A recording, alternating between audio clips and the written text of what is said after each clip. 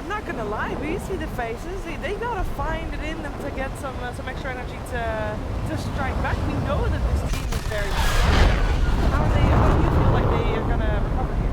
I think you have to adjust your mentality if you're gaming, and you have to look at this as if you're playing Team Spirit, or if you're playing Team Falcons, or if you're playing Team Liquid. Every step that you have to make gives you the knowledge that your opponents will find and equally their trade on the other side. Because even if you play one of the receiving Falcons, for example, they didn't see that coming. That's something that they would have expected if they were playing against Liquid. But now it's coming and stealing their Tormentor at minute 21. That's not something they accounted for. So they need to just approach the game differently in how they think about it. I don't mean any, this is okay, just to be clear here, I rate now very highly with their drafting, but there seems to be an aura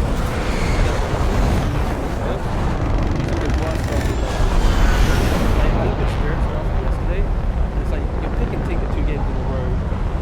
Huh? Like, it goes against your entire winning formula. Huh?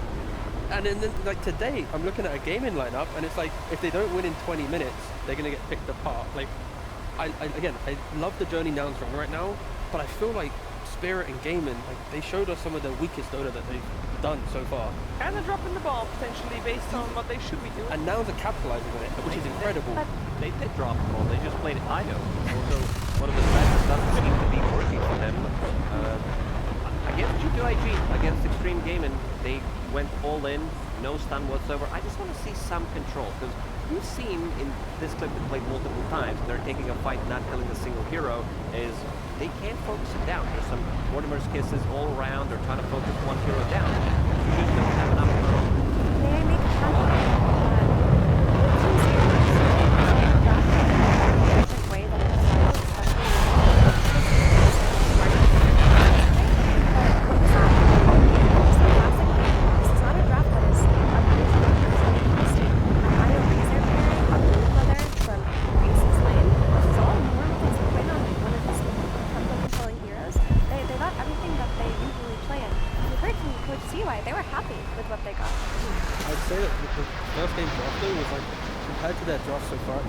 This was like the most all-in. Normally they've taken a step back from, like Liquid is the quickest team. Gaming used to be the quickest team. And Liquid always has like an insurance policy where if they don't win the game, they can step back and someone else steps up to fill that void. This was like the first draft from them that they went, nah, there's no insurance policy. If we don't do it, we don't do it. So I think... Wasn't a weird solution, like 1-to-1. None of the heroes of the card and they outplayed them. Yep. I think what T said about Invoker having a very quiet game really did come to play. We didn't see the explosive maneuvering around the map that you do when you have a Brood that we're used to seeing. It's a bit rough to compare, but we saw like Purge do a breakdown on what Tops and Invoker could do, and how like, you know, forcing TPs, making the map feel very small. Imagine that was happening with a team or with pressuring as well. Like, not to try and compare like Tops and the Quinn, but it's like when you see what that type of Invoker can do, you seem like you're missing something when you see the next game. I like this a lot more already. I see one pick, Windranger has a shackle shot, has quite a lot of damage early on. So I want to see some other breeds. Great time. 10 minutes in.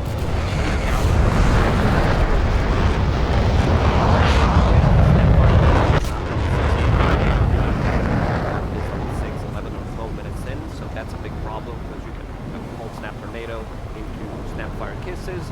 Not the most reliable one, but still gotta get the job done.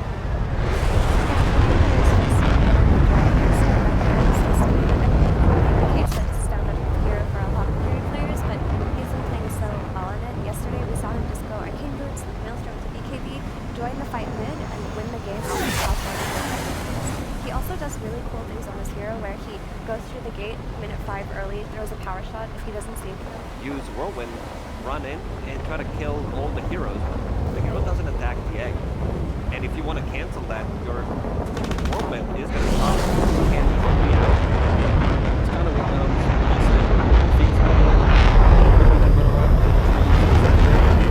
supports aren't Whirlwinds in play. Obviously the weakness of having melee supports against this new version of Wimbledon.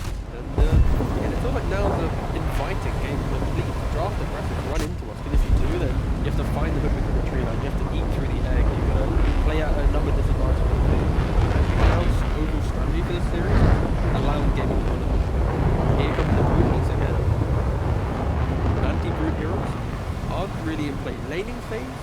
the Phoenix or the Hoodwink in laning phase will be a strong support to at least apply pressure, but when the... But I think that's kind of bad to play into that. That feels, at least it feels bad. I mean, typically people would pick things like Monkey King or Ursa versus Grid. They're just, it's not as it's also hard matchup versus Grid. Are there any good matchups still left? Eagle's specialty is Troll, Fairs and K, constantly aggressive. I'm just thinking like the chase down of laning phase, like the axes with the fire spirits. You get a couple kills, you also can defend the tabs, you have whirling axes against these spiderlings. But then of course the punch, I can see that being a pretty good pick for Evil.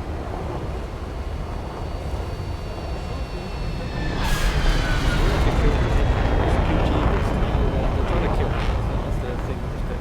It also kites, right? When you play against Roland, you need to be able to disengage from the Roland, and Weaver, outside of being ranged, is just more comfortable in this patch. You know, he's got that maximum speed to run away, and early aggression, which is when needed. Also, the scouting from the Storm shouldn't be underestimated. Like, Weaver's about to be such a good scouting tool in the early game to chase a hero like Grandmother who runs away very fast, but the latch of the spider should be very good. It screams shaken as well for gaming. The points that Lucas mentioned against Storm, throw that onto Weaver as well. You see Weaver who steps up, get the Echo Slam, come out there and sure any additional damage. For the long distance, you have a Wind Ranger, having a sniper, you just need one more hero to set it up, and that for me is Shaker. Shaker does feel very good. How about a Void Spirit? Void Spirit is a pretty special figure. It's not super popular in this meta, but what it does in this game is it has very long range and very long range catch. It also builds Agony Scepter, which silences very useful versus and it's not having to be aggressive. And as long as Quinn's comfortable on his hero, we're going to see, in theory, a different game. If Quinn was able to step up in the previous game, they probably don't get shut out that quickly. Put him on a hero that he wants to play, you probably gave him a choice like, what do you want to play? Here he calls a voice for it, you let him play it. Like Effie's mentioning the Aghanim, very important, but he needs the active route.